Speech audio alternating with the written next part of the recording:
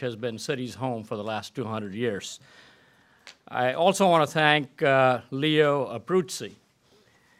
Leo and our friends from the Economist Intelligence Unit have done incredible work researching and writing this report, and we're going to hear both from Leo and the mayor shortly, but I do want to say a few words about why City commissioned this report and what it means.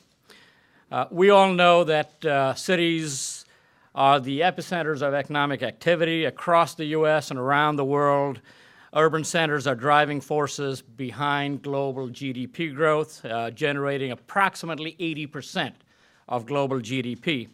And what's more, they'll continue to grow in size and importance, especially in the new growth markets in Asia.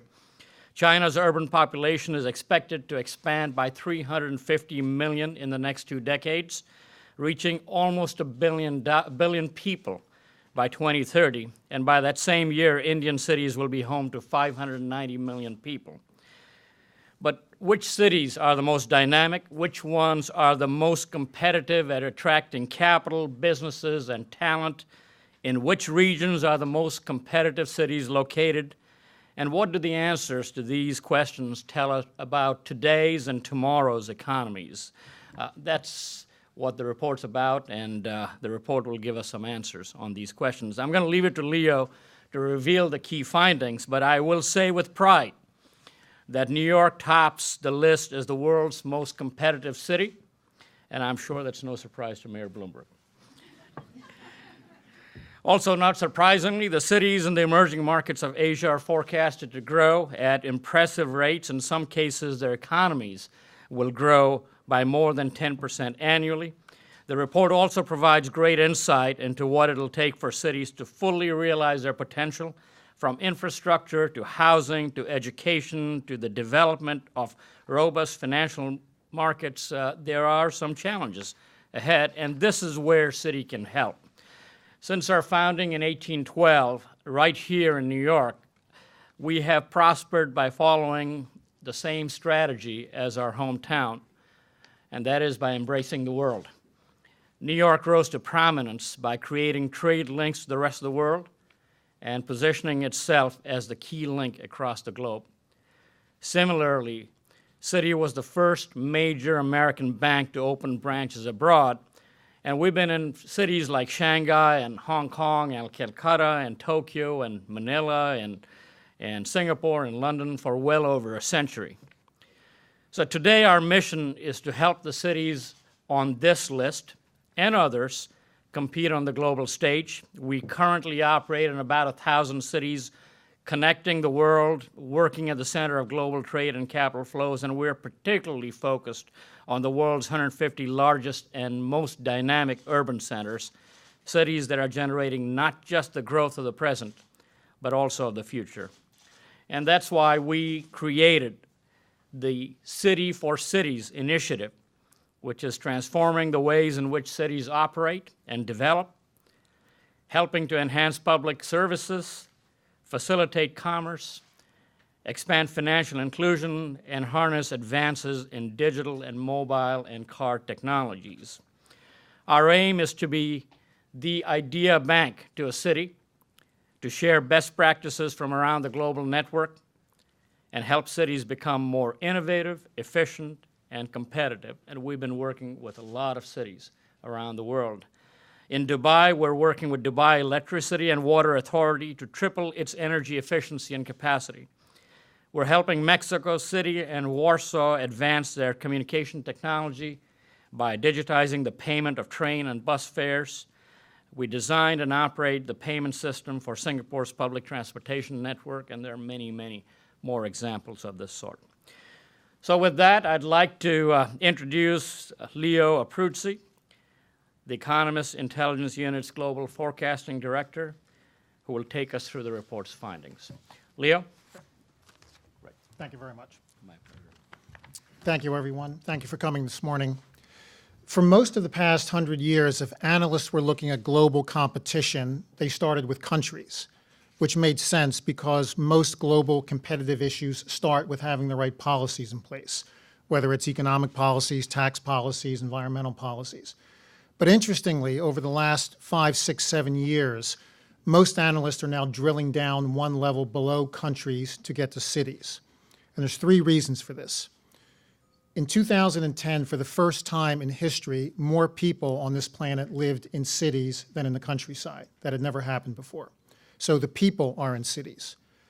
The workers that most companies are looking for, the skilled workers, also tend to be in cities. And third, most of the consuming, which after all is what most companies want to do, is to have people consume, most of the consumers are in cities as well too. So if you have the people, the workers, and the consumers mostly in cities, it makes sense to shift the focus a bit from countries down to cities. Now, when we were asked to prepare this analysis of the competitive position of cities, we had to start with a definition. So what do you mean by a competitive city? So we decided to define that in the following way. A city is competitive if it can attract capital, businesses, talent, and visitors. If you can do those four things, a city is probably in quite a strong competitive position. Now, in order to do this, and I'll take you through briefly how we went about this process. If you think about it, economic growth is an important portion of this. If a city is not growing, if a city does not have people with income, if a city is not consuming, it's not likely going to be that competitive. So we looked at economic growth. But this is important, and it's especially important to understand why New York did well. This is not just about having the fastest growth rate.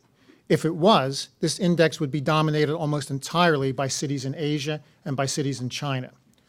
One of the conclusions we came to is that for a city to be competitive, it does need to have a strong economy, but it needs to have some other dimensions as well. It needs good infrastructure. It needs access to talent. It needs good cultural and social foundations. It needs good institutions. It needs to have a good educational system. All of these issues play into it. It's not just about who's growing the fastest. It's who has the talent infrastructure, the physical infrastructure, the educational infrastructure. These things collectively are what make a city strong. Now, if you look at that list, it might surprise you in some ways. Most of the cities at the top, maybe it will surprise you, maybe it won't. New York is at the top of the list. London is second. We had some of our colleagues who thought there should be more emerging market cities at the top. Why not? Part of the reason is a city is competitive because of decades of investment, not a few years of investment. New York and London and Paris and Tokyo do well in this index because they've been investing in infrastructure for 30, 40, 50, 60, 100 years, whereas most of the emerging markets, although they're doing much better, are still in relatively early stages. So New York in particular does well because it does well across a range of areas. Certainly there are particular strengths for New York, and we'll talk about that in a moment. But most of these developed economies have been strong across a whole range of areas, from talent to education to infrastructure. Now, one thing to keep in mind, you see cities at the top of that list like New York and London and Paris. These are cities that in particular had a very difficult time over the last 4 or 5 years. Everyone remembers very well, too well, the financial crisis. That will make these cities grow somewhat less rapidly in the future than they have in the past. And if you were to drill down into this index and look at the fastest growing cities, almost all of them are in Asia and almost all of them are emerging markets. Think about this, the 20 fastest growing cities for the next 5 years, the 20 fastest growing cities, 12 of them are in China, 15 of them are in Asia. So what this means is these traditional cities have done extremely well, but they have other cities in emerging markets that are starting to nip at their heels. So this is not a time to be complacent. Let's talk a little bit about New York and why New York did well. We measured 8 large categories, 8 categories that told us about infrastructure, about economic performance, about talent, about institutional effectiveness, about how well the city actually operates on a day-to-day basis. New York did well in almost every area. So New York had top 10 finishes in 4 of those 8 areas and top 20 finishes in 6 of those areas. So New York had strength across the board. There were a few areas where New York really stood out, and these were not surprising. Financial maturity. New York, with the possible exception of London in second place, is the strongest financial capital in the world. But New York also did well in other areas. Social and cultural development were very strong for New York. In particular, one reason New York stood out is that New York doesn't have one or two engines of growth. It has 4 or 5. It has finance, yes, but it also has media and arts and fashion and technology. When you have 4 or 5 legs supporting that stool, it gives a country a stronger competitive position. And one thing I didn't know until we did this is that after Silicon Valley, New York City is the second largest generator of venture capital. So that doesn't tend to be as well known. So very strong areas for New York. A few challenges as well. New York did not score as well on our index in some environmental areas, and also in terms of being able to hire foreign nationals, although that is almost entirely a federal government issue, not one that really has any impact from policies coming directly from New York. So just to wrap up on a few major conclusions from this study. Again, the advanced economies, the cities in the US and Western Europe tended to do best. Why? Because they have decades of investment in their cities, and even though we've come through a very difficult period financially, that difficult period does not erode 50 or 100 years of solid development in these cities. Secondly, though, no time, as I said, for complacency. Most of the fastest growing cities are in Asia. These cities have done extremely well in the last 5 years. They will do even better in the next 5 years. One example, most of these developed cities that we've been talking about will do well to grow by 2 or 3 or 4% over the next few years. Many of the cities in Asia will grow by more than 10% or 12%. So there is a rising story here with Asia coming up rapidly behind. Look at mid-tier cities as well. New York is a mega city, does very, very well. But interestingly, we've noticed a lot of opportunity for cities that have between 2 and 5 million people. Cities like Hanoi or Houston. These cities are going to do very well over the next few years. A few other points.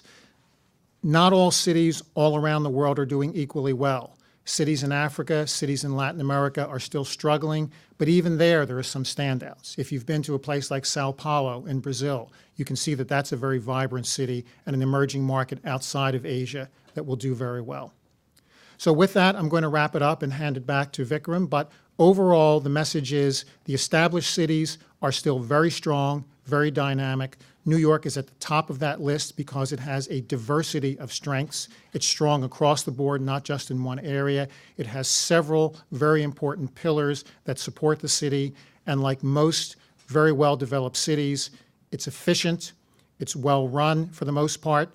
It tends to have very good, if not infrastructure, completely across the board, at least very good systems, good transport networks. Emerging markets still have to do some catching up in this areas. So for now, the advanced economies, the advanced cities are doing best, but they have some challenges coming up quickly.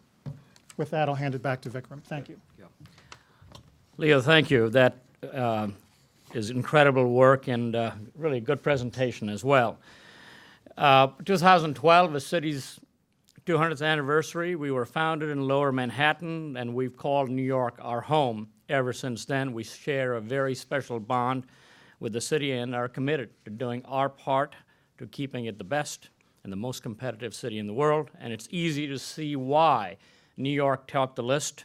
All you got to do is look around, but it's also easy to overlook how much hard work goes into maintaining New York's status as the world's top city. And Mayor Bloomberg knows that from experience, as do those of us who have lived here for a very long time.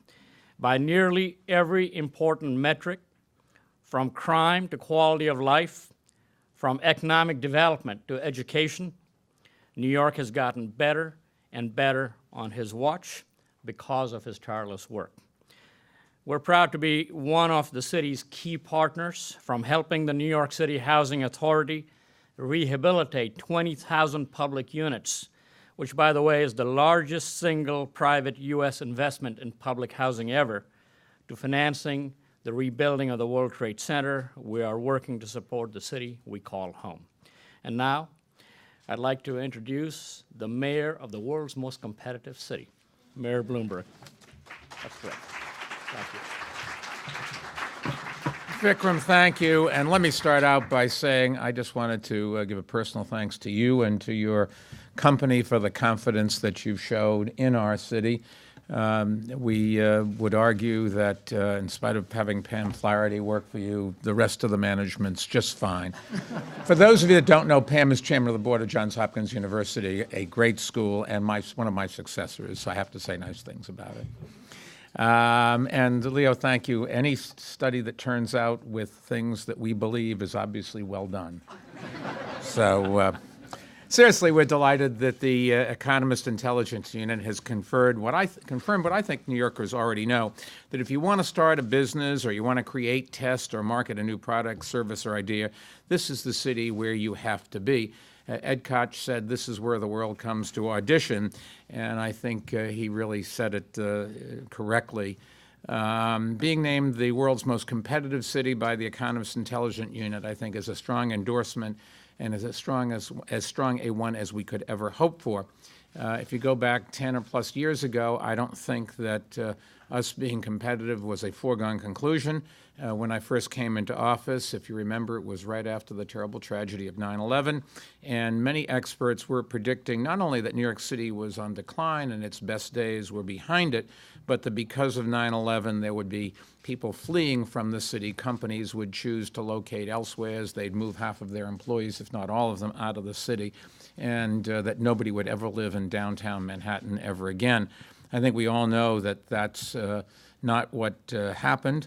Every city back then was competing to, as we would phrase it in New York, eat our lunch. But the good news is we weren't interested back then in defending our position. We were committed to extending it. We didn't think 2 years out. We thought 2 decades out. And as we developed a vision for a 21st century New York, we made the investments that have brought it to life.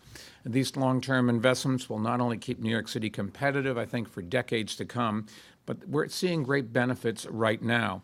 As the jobless figures released just last Thursday show, New York City created jobs in the private sector at a rate almost 60% greater than the nation as a whole during the year 2011. We also did far better during 2011 than had been originally thought. As they revise the numbers, it just looks better and better for New York City. And I think there are 4 key reasons why this is true, reasons that are keeping with the study being released today that are central to our administration's job strategy. The first is that New York does have an unbeatable quality of life: strong public safety, excellent schools, affordable housing, attractive parks, a vibrant cultural life. Our administration treats these as vital economic assets. And today, financial capital and also human capital in the form of skilled and talented workers are more mobile than ever. International boundaries matter less and less. Other cities that offer the best quality of life cities that do offer the best quality of life will be magnets for capital and talent and will reap dividends in innovation, growth, and job creation. The bottom line is you cannot get the best and the brightest to move to where it isn't healthy and it isn't a good place to live. New York City life expectancy is now 3 years greater than the average across the United States. It is 3 years greater than it was 10 years ago. People do want to live better. They do want to be able to make sure that their kids are going to grow up in a healthy environment. I think there's no question, but our cultural institutions are doing a lot better. This city is a place, it's a magnet for the best and the brightest. If intellectual capital is what your company needs, this is where that intellectual capital wants to be. The second reason is we promote economic diversity, especially in today's creative and emerging industries. Around the globe, people think of New York as a financial capital, and that's for good reason. We are the home of major financial institutions, including Citigroup, which this year, as Vikram mentioned, celebrates its 200th anniversary as a corporate citizen of New York City. And half of the world's equity flows through the exchanges in this city every day. But I think it's also true, as the latest job figures show, many creative and emerging industries are growing rapidly in our city as well. Leo mentioned some of them: bioscience, digital technology, film and TV production, fashion and design. For example, I'm always proud to say we have twice as many fashion houses as Paris does. And today we also rival Los Angeles as the TV production capital of America. And those high-profile industries support many thousands of less glamorous but very important jobs in areas ranging from carpentry to catering, all strengthening our economy and also giving jobs to a broad range of people for different skill sets and different abilities and different interests. Third, we are actively encouraging an innovation economy. I think Exhibit A is clearly our partnership with Cornell University and the Technion Institute of Technology to build a major new applied science campus in our city, and that's something that Seth Pinsky, sitting right here, the president of the city's Economic Development Corporation, played a leading role in bringing about. We expect it to be a real economic game changer for our city's future, spinning off hundreds of startups and tens of thousands of jobs over the next few sectors, but also being a lead innovator here. Coming here is going, for these two institutions, is going to give other institutions the idea to do so as well, and to verify that this is the place to be if you are in the tech business. And let me remind you that tech is not just social media. Tech is biotech. Tech is a whole bunch of different things, and I think the partnership between these two great universities really gives us a very big leg up in a lot of the areas that are going to keep growing. Our tech employment has grown something like 30% since 2005, and the social media, you have Google and Facebook and Twitter. They've all opened major operations here, but we have a lot of homegrown companies, and this campus is going to turbocharge that. Cornell, with its hospital here and its knowledge of biotech, is going to make an enormous difference in terms of job creation as well. Fourth and finally, New York City is the world's most competitive city because we're the world's most ethnically diverse city. We welcome immigrants, and for the past 20 years, American cities that, like New York, have the largest immigrant populations have also had the biggest economic improvement. That's not a coincidence. Immigrants are entrepreneurial, enterprising. It's twice as likely as native-born Americans to start their own businesses that fuel economic growth. For example, despite the difficulties of starting a business in this economic climate, one area where New York City has seen major growth is in food manufacturing. There's been a 14% increase in such firms over the past 3 years. And typically, in an industry like that, businesses are immigrant-owned and immigrant-started. I mentioned our tech sector. Immigration clearly has had a huge impact there too. You should know that for every foreign-born worker in science, technology, and engineering with an advanced degree from a U.S. university, they create something like 2.6 jobs for native-born Americans. And that's why we're pushing hard for reforms to national immigration policy that will permit each student to stay in our country and create more jobs for Americans. Now, of course, we have some other advantages. There's still plenty of work to do. Our unemployment rate is too high, and we'll continue working hard to create more good quality jobs for all New Yorkers. We're also focused intently on continuing to improve our city's public schools, especially in the quality of instruction.